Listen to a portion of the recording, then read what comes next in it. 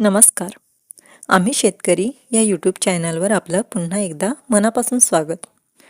तर शेतकरी बंधू भगिनींनो, मागच्या व्हिडिओमध्ये जयवंत पवार या दादांची कमेंट होती की ऋतूनुसार आपण कोणती आयुर्वेदिक औषधे वापरावी याबद्दल माहिती मिळू शकेल का.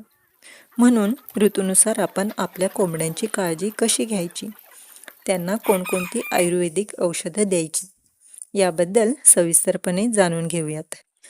तर आपणा सर्वांना माहिती आहे की मनुष्य किंवा इतर प्राणी वातावरणात होणाऱ्या बदलानुसार आपल्या शरीराला वातावरणाशी जुळवून घेण्याचा प्रयत्न करतात.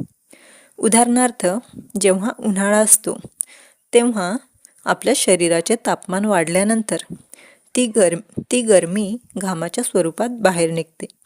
त्याचप्रमाणे थंडीमध्ये वातावरण थंड झाले की माणूस आपले शरीर गरम ठेवण्यासाठी स्वेटर किंवा इतर कपड्यांचा वापर करतात. तसेच पावसाळ्यात आपण भिजू नये म्हणून आपण छत्री किंवा रेनकोटचा वापर करतो, बरोबर ना. त्याचप्रमाणे इतर प्राणी देखील वातावरणात होणाऱ्या बदलानुसार आपल्या शरीराचे तापमान कमी जास्त करत असतात.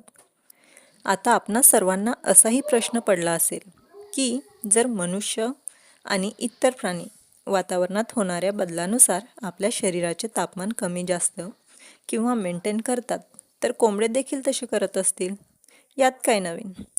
पण मनुष्य किंवा इतर प्राण्यांप्रमाणे कोंबड्यांना घाम येत नाही, कारण त्यांच्या त्वचेवर छिद्र नसतात. त्यामुळे त्यांच्या शरीरात तयार होणारी गरमी बाहेर पडत नाही. त्यामुळे कोंबड्यांना वातावरणात होणाऱ्या बदलानुसार लगेचच जुळवून घेता येत नाही. त्यामुळे वातावरणात जर बदल झाला तर कोंबड्या आजारी पडण्याचे प्रमाण खूप वाढते. चला तर मग जाणून घेऊयात की वातावरणात होणाऱ्या बदलानुसार किंवा मग उन्हाळा, पावसाळा व हिवाळा या तिन्ही ऋतूंमध्ये आपण आपल्या फार्मवरील कोंबड्यांची काळजी कशा प्रकारे घ्यायला हवी. पण त्याआधी चॅनलवर नवीन असाल तर चॅनल सबस्क्राईब करायला विसरू नका. आता प्रथम हिवाळ्यात आपण आपल्या कोंबड्यांची काळजी कशा प्रकारे घ्यायची ते बघूयात. हिवाळ्यात वातावरण थंड असल्यामुळे कोंबड्यांना CRD म्हणजेच सर्दी, कफ तसेच अंडी कमी देणे किंवा मग लखवा मारणे यासारखे आजार उद्भवतात. हे आजार आपल्या फार्मवर येऊ नयेत यासाठी हिवाळ्यात आपण कोणती काळजी घेतली पाहिजे. तर हिवाळ्यात तापमान थंड असल्यामुळे कोंबड्यांना आपले शरीर गरम ठेवावे लागते. अद्रक लसणाचे काढे करून कोंबड्यांना द्यायचे, जेणेकरून कोंबड्यांचे शरीर गरम ठेवण्यास मदत होते. त्याचबरोबर सकाळी सकाळी कोंबड्यांना कोमट पाणी व गुळपाणी प्यायला द्यावे. तसेच थंडी चालू झाली की कोंबड्यांच्या शेडला प्लास्टिक बांधून घ्यावे, जेणेकरून शेडच्या आतमधले तापमान वाढेल आणि त्यांना ऊब मिळेल. बांधलेले प्लास्टिक संध्याकाळी 7च्या आधी बंद करावे व सकाळी सूर्यप्रकाश आल्यावर 8च्या सुमारास उघडावे.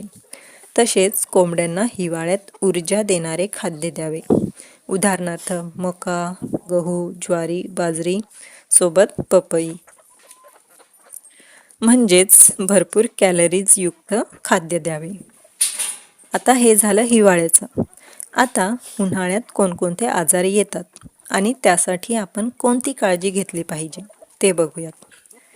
तर उन्हाळ्यात वातावरणातील तापमान 30 अंश सेल्सिअसपेक्षा जास्त झाल्यास हीट स्ट्रोक म्हणजेच उष्माघात तसेच डिहायड्रेशनसारखे आजार होतात आणि त्यामुळे कोंबड्या स्ट्रेसमध्ये जातात. म्हणून मग कोंबड्यांना विटॅमिन C युक्त पाणी प्यायला द्यावे. त्यासाठी पाण्यात लिंबूचा रस मिसळून द्यावा. त्याचप्रमाणे गूळ पाणी किंवा ग्लुकॉन डी युक्त पाणी आपण कोंबड्यांना प्यायला द्यावे. त्यामुळे कोंबड्या स्ट्रेस फ्री होतात. तसेच उन्हाळ्यात तापमानाची तीव्रता कमी होण्यासाठी शेडच्या आजूबाजूला शेडनेट किंवा मग झाडांची सावली असावी. त्यामुळे कोंबड्यांना शरीराचे तापमान कमी ठेवण्यास मदत होते. उन्हाळ्यात प्रत्येक 2-3 तासात त्यांना दिलेले पाणी बदलावे किंवा मग थंड पाणी प्यायला द्यावे. त्यामुळे कोंबड्यांना हीट स्ट्रोक किंवा मग डिहायड्रेशनसारख्या समस्या उद्भवणार नाहीत. तर अशा प्रकारे उन्हाळ्यात आपण कोंबड्यांची काळजी घ्यायची आहे. आता आपण पावसाळ्यात येणाऱ्या समस्येबद्दल जाणून घेऊया. तर पावसाळ्यात वातावरण दमट असल्यामुळे कोंबड्यांना व्हायरल इन्फेक्शन, सर्दी, खोकला, अतिसार यांसारखे आजार होतात. तसेच अंडी कमी होणे, त्याचबरोबर हाडांचे आजार उद्भवतात. म्हणून शेतकरी बंधूंनो, पावसाळ्यात पावसामुळे शेडमध्ये ओलावाच राहतो. त्यामुळे तिथे बॅक्टेरियाचे प्रमाण खूप वाढते. तसेच कोंबड्या एकाच ठिकाणी असल्यामुळे हे व्हायरल इन्फेक्शन काही दिवसांमध्येच संपूर्ण फार्ममध्ये पसरते. हे होऊ नये यासाठी आपण प्रथम आपल्या शेडमध्ये ओलावा राहणार नाही याची काळजी घ्यायची आहे. शेड आपली कोरडी असावी. कोंबड्यांना अद्रक, लसूण, हळद, मध पाण्यात मिक्स करून प्यायला द्यावे. तसेच कोंबड्यांना डिवॉर्मिंगसाठी पपईची पाने खाद्यामध्ये द्यावी. तसेच वेळोवेळी कडुनिंब व कापूर यांची धुरी शेडमध्ये द्यावी, जेणेकरून मच्छर व इतर कीटक शेडपासून लांब राहतील. पावसाळ्यात कोंबड्यांना स्वच्छ पाणी प्यायला द्यावे. तसेच ओलं असलेलं वेस्टेज खाद्य देऊ नये. तसेच बुरशीयुक्त सडलेले खाद्यही देऊ नये. खाद्य नेहमी कोरड्या जागेवर ठेवावे. तर अशा प्रकारे प्रत्येक ऋतूमध्ये आपण आपल्या कोंबड्यांची काळजी घ्यायची आहे. यामध्ये एक गोष्ट तुम्ही ऑब्झर्व केली असेल असं मला वाटतं. मग केली की नाही? तर ती गोष्ट अशी आहे की आपण आपल्या कोंबड्यांना प्रत्येक ऋतूच्या विरुद्ध खाद्य किंवा काढे द्यायचे आहेत. म्हणजेच थंडीत आपण कोंबड्यांचे शरीर गरम ठेवायचे आणि उन्हाळ्यात त्यांचे शरीर थंड ठेवायचे. बरोबर ना? तर आपण सर्वांनी हे लक्षात ठेवावे. तर आजची ही माहिती आपल्याला कशी वाटली ते कमेंटमध्ये नक्की सांगा. आणि पुढच्या व्हिडिओमध्ये आपण काढा किंवा खाद्यात अद्रक, लसूण, मध किंवा मका, पपई, गहू हेच का वापरतो याबद्दल जाणून घेऊयात. त्यामुळे चॅनल सबस्क्राईब करायला विसरू नका. त्याचबरोबर बेल आयकॉन देखील प्रेस करून ठेवा.